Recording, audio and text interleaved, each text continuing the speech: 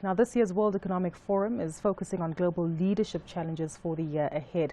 That's under the banner of responsive and responsible leadership. Joining us via Skype is Dumile Sibandana, a regional political analyst, political and economy analyst for Southern Africa, to talk about what this means in the African context. Good to have you with us here, Dumile. It seems as though the chills in the Swiss Alps are getting to us here in South Africa. But talk to us about responsive and responsible leadership. Do we have this in the African context?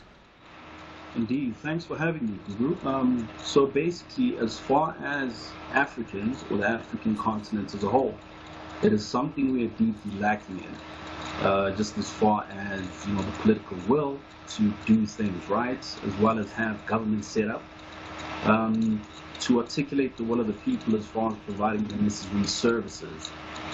So it is something we could work on. There is a long way to go. However, there have been improvements over the years. What would responsive leadership mean? I mean, how would a leader have to change behavior to be responsive? Are there any leaders that we could describe as truly responsive in the context of this theme? Well, that's a bit of a difficult question. However, just to answer your first question, responsive leadership at its core is basically about understanding the needs of the people on the ground. As we've seen throughout the few, years throughout Africa, particularly in South Africa as well, there is growing discontent amongst, various sectors of society as far as them not being involved in, the growth plans of the country as a whole and, the economy. So it's very imperative that inclusive growth is achieved. So by basically, obviously, getting everyone involved in the economy, and by creating, jobs for the people who don't have jobs at this stage. How do we cultivate this, though, here at Dumile? And more importantly, are there positive examples that you can allude to?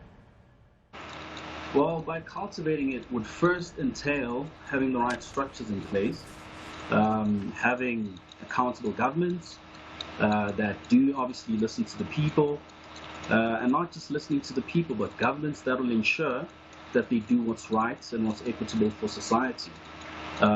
So it's just a matter of obviously setting up all those right structures, but more importantly, the implementation part of it is key in order to achieve societal goals, so to say, as far as inclusive growth for all.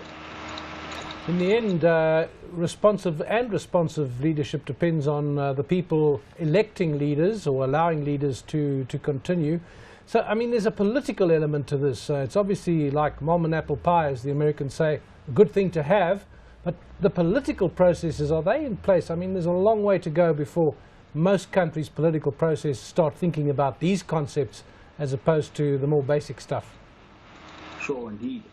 But the positives, I guess, for the African continent as a whole, I'd say personally, is the fact that South Africa has been a democracy for over 20 years, and we have very strong institutions, which have proved to be,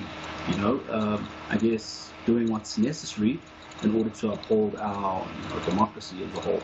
So there is a long way to go for Africa as a continent, but there have been strides that have been achieved over the years, and South Africa should rather serve as an example for other African states as far as having strong institutions that will be able to ensure that the rule of law, first of all, is implemented in political structures as well as society as a whole.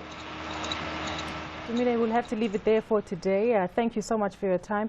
That is Dumile Sibandana, who's a political economy analyst for Southern Africa.